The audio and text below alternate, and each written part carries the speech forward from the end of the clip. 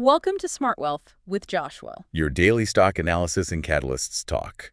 Today we're looking at Barrick Mining Corp. If you find our talks useful, please consider subscribe, like, and comment underneath to support our podcast. And if there's any stock you want us to look into, leave it in the comment section below. So let's get into the analysis. Yeah. Q3 2025 results for Barrick Mining Corp were, well, they were nothing short of spectacular, especially when you look beneath the headline numbers. Right. What really jumps out is just the sheer momentum in their financials. Absolutely. So we saw revenue hit, what, $4.15 billion? That's a substantial 23% increase year over year.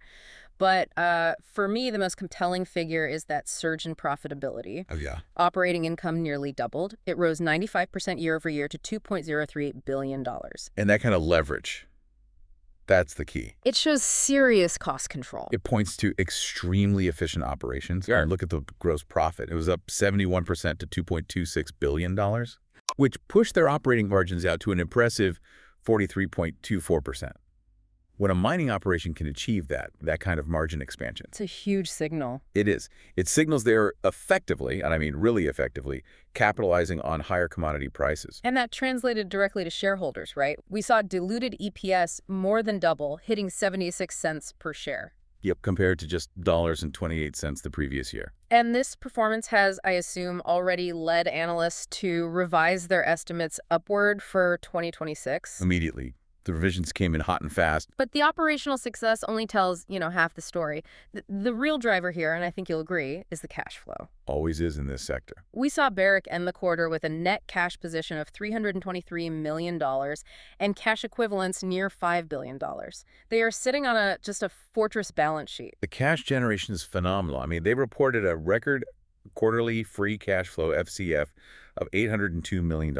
Just staggering. And that figure alone jumped 274% quarter over quarter. Wait, say that again? 274% in one quarter.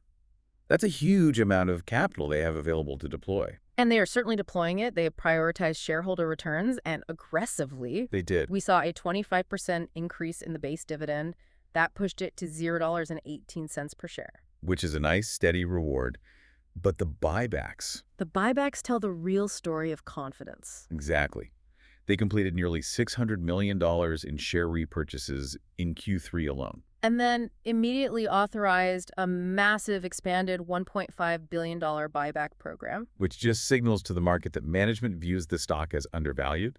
They're using asset sales to fund this expansion and telling everyone they think it's a bargain. Okay, so when you look at their competitive position against peers, like Newmont or Kinross, what stands out? What's their moat? It's their diversified portfolio. They have this network of Tier 1 assets. So high quality, long life, low cost. Precisely.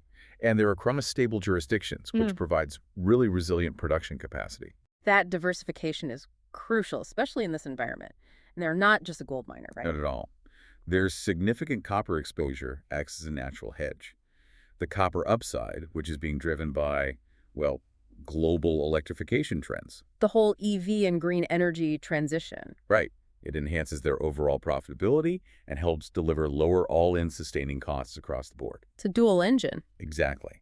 And even with some commodity swings, their Q3 gold EBITDA growth was 25% quarter-over-quarter attributable. Which proves their operational efficiencies hold up regardless of minor price movements. It does. Key sites like Pueblo Viejo and Kibali are just performing exceptionally well. Okay, let's switch gears to the charts for a second, because the fundamentals have clearly translated to some strong technical action. Oh, they have. The stock has been on a tear, rallying between 28% and 49% over the last 3 months. A huge move for a company this size. That rally was fueled by two things. First, the price of gold soaring past $4,400 an ounce. A huge tailwind. And second, the successful resolution of that Mali operational dispute. Getting that sorted out was critical. Right. So technically, the stock broke its 52-week high, establishing higher highs and higher lows.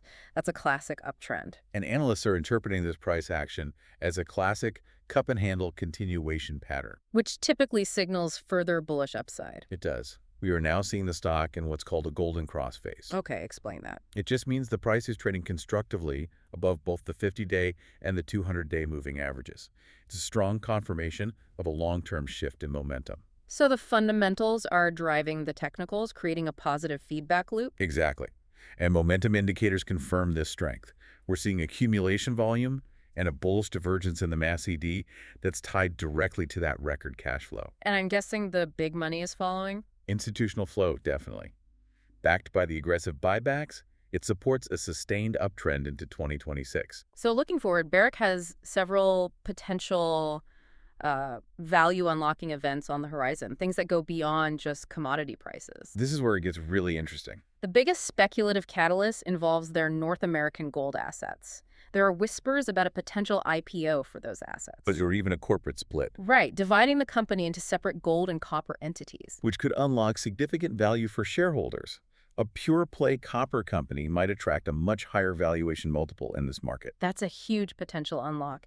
And we also can't forget the excitement around their exploration portfolio. Oh, absolutely. The 4 Mile discovery. It's being touted as potentially the century's most significant gold discovery. The chatter is enormous, and drilling is set to ramp up in 2026. This is a massive long-term growth engine that I don't think is fully priced in yet. So in the near term, what are we watching? We are awaiting Q4 2025 results. They're expected in early February 2026. And what's the consensus? Consensus expects steady quarter-over-quarter growth in gold production and margin expansion, thanks to those continued high gold prices. We're also anticipating updates on potential asset sales, like Hemlo and Tongon. Of course, no investment is without risk, especially in the mining sector. Never. So what's the bear case?